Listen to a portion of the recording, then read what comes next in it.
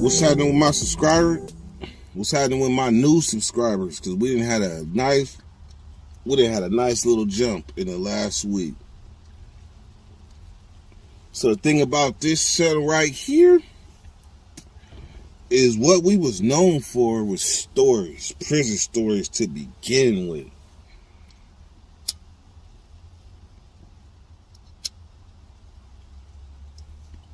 And weed. But this story right here, man, this one, when I started to recall it, you know, that PTSD, that prison PTSD shit is real as fuck. Like, you can remember shit and that shit'll bring you to tears. So this story right here, I might jump all over the place, but y'all gotta sue me because I got my notes written down to make sure I stay on point. So this story right here, it's about Wicked, H. Wicked. H. Wicked. Real name, Michael Money. Michael Money. You know, like, we hear stories about people that are brought up or legendary people that died, but there's little known people that die that people kind of turn their back on them and they don't get the shine or the respect that they should have got. Because he met this person at this point in his life. So I'm going to answer these questions along this story. Why sack niggas don't do paperwork? The first time I got high, and just overall, like, how it affected me as a youth. Anyhow, so the first yard I pushed up on was Salinas Valley 270, level 4. And there was nobody from the Heights there. Nobody. The only homie was H. Wicked. They called him Money because that was his last name. But his nickname was Wicked. It was either Wicked or Ace Wicked. Ace Wicked. Ace Wicked, H Wicked, but just Wick. And Wick was a little different. Like, Wick was trying to show me, like, man, we from the Heights. We over here, like, we separate. But me, I was a blood. And Wicked wasn't really from that gang bang era. Wicked was from the era where they was damn near breakdancing and shit like that. So he was from the plazas. And the plazas is separate from the Heights and the Manors. They got their own thing going on. They from the Heights, but they still got they established. Back in the days, the plazas used to have a lot of Samoans, few Tongans, more Samoan. But that's where Wicked was from. But he still was from that era where all the Heights and the Manors was one. That's the era Wicked was from, to put it in perspective. So Wicked was the first real homie that I met on the line, the first real homie from the hood that I had to look to at 18 years old for any type of guidance. But he was already like 24, 25, already had been down years and shit, but he still was my big homie. I mean, the older homie. The only thing is, Wicked, he more gravitated toward the Bay Area. And that caused conflict between, like, the sack car. Like, you fuck with them Bay niggas, but you don't really fuck with the sack niggas. That's because it was majority Old Park niggas. And anytime you on the line, the Heights niggas is always, the Old Park niggas is always the deepest. That's just how it is. I don't wish it like it's fucked up. That's just how it is. Heights niggas gonna be short. So anyhow,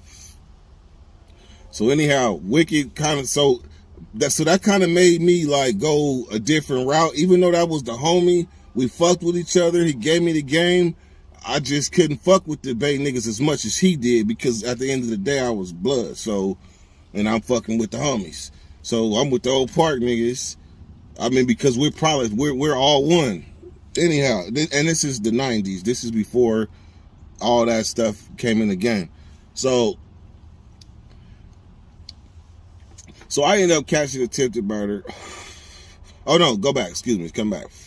So the first day I push up on this yard, right? I'm in a cell with the homie Pond. Pond is from Black Peastone. I don't know. Pond had all day. My first celly had life. But Pond had all day. He was OG, set in his ways, wake up, play some whispers, drink some coffee, suited and booted, go to chow, come back, got a different set of clothes. He got another set of clothes to walk to. He was one of them OGs. Classic. So the first homies to come to the cell, because when you push up to a yard, the first thing they want to know is where you from. You black? Where you from? And they gonna follow your ass to your homies. So without it, I didn't even get a chance to unpack. And the homie Wiki and the homie Slim came to the door. And they was like, you know anybody here? I never been on no yard whatsoever. This is my first level 4 yard. It was like, you know anybody here? I said, is D-Hunt here? At that time, D-Hunt was my step pops. He just happened to be on this yard. By the 1 in 38, whatever prisons there is in CDC, and however many level 4s, my step pops was on this motherfucking yard. So they was like, ooh, he got the weed. He got the weed. So they used my name and go push up on him and go get a stick. Now, he come in, I watch him push up the stairs. What's up, son? What's up, son? He slide the stick under the door. They come under the door. Me, Wiki, and the homie Slim from Green Haven. Yes, the homie Slim was from Green Haven. We watched, dude, they slid this stick under the door. I'm like, what the fuck is this? I didn't realize how small sticks was in prison. I'm like, this is gonna get all 3 of us high? They looked at it. Looked at each other. It's like, hell yeah, it is. I'm like, cool. And I'll never forget, because we was playing that Loonies Operation Lunatic Music. Lunatic Music. That was the one that had that why do thugs try? Makes me wanna cry, cause it's so sad. That Pac song. But anyhow, I'll never forget, because that was the first time I got high in prison. And we was sitting back just listening to that with a Super 3 slapping. What's a Super 3? It's a little like radio with one big ass little 8 in the middle of it. And then they bypass it and hook it and turn that into a speaker. And then we used to mount it up under the shelf and get like a baseboard. We'd get like some cardboard and wrap the cardboard in like a sheet or a blanket to where it fits snug. And then you trap the air, and then the bass will shoot out toward the door. Anybody been on a 270 yard or a level 4 know exactly what I'm talking about when it comes to them Super 3s and that slap inside the cell. But anyhow, back to the story. So I catch attempted murder, and they kick me off the yard. I'm gone. That's the last time I seen Wiki, aka Michael Money, aka Wiki. It's the last time I seen him. So that was like 2000. So in 2008, I'm on Old Folsom yard. Old Folsom sits right next to New Folsom. New Folsom is a level 4 180, nothing less than a 180. I already got a level 1 yard or something there, but that is different shit. Different shit. So all of a sudden they holler yard recall in Old Folsom. Lock us down whenever there's an emergency situation in New Folsom, like a riot or some emergency. They'll lock us down and send the police from old Folsom over the new Folsom. So this was one of them situations. They did it before when Geronimo, when not Geronimo, but damn, it's gonna be people mad at me for forgetting his name. But one of the San Quentin Five. Hold on. What's your name? What? What is your name? Tony. Fuck you, Tony. What's your name? Ezekiel. Fuck you, Ezekiel. Yogi Purnell. They did that for that too. But anyhow, so about 3 days later, we get the word. So that's why this story right here is more about, like, it's 2 lessons in here. This is why we didn't do paperwork. Sacramento niggas do not do paperwork. Paperwork is when you join another organization that thereby supersedes what you were. So if you was a blood and now you join in BL, you BL, and that's number 1. So H Wicked, for whatever reason, I don't know what happened in between 2000 and 2008. He never even struck me as the type of person that would even join a prison gang. He never even struck me as that type of person, because he was damn near anti-blood. Not anti-blood like that, but I'm just saying, instead of being on the yard and fucking with the homies, he fucked with the Bay niggas. Like, he really wasn't with the gang thing. So to hear that he didn't turn BL, that was like unheard of. Like, I couldn't picture that. So what happens when you turn something like that? You no longer like the responsibility of the homies. Like, you no longer the responsibility of the homies. Them your homies. As much as it's fucked up, them your homies. So the story went like this. Let me see.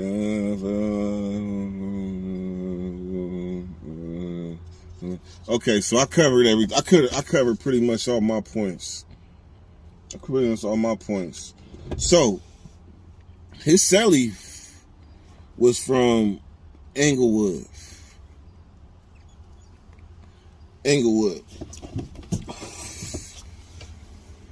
So this is how the story goes. Wicked.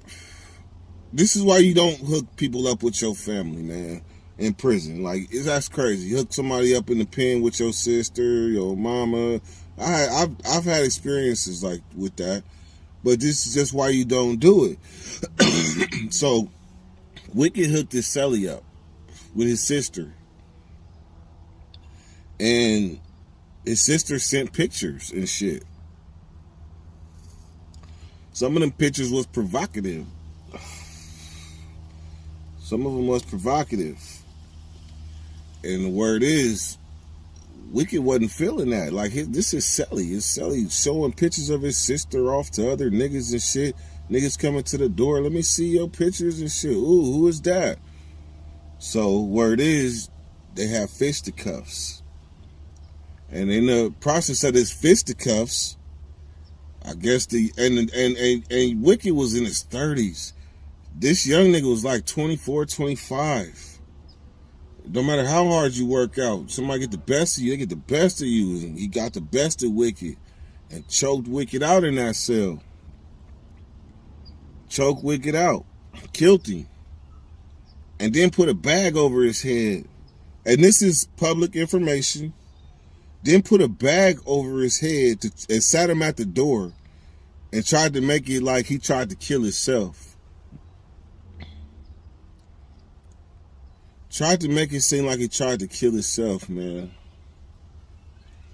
And because he was under paperwork, there was nothing that SAC niggas could really do. We could, like, inquire, be mad about it. But the truth of the matter is, once you join that paperwork, it ain't our business no more.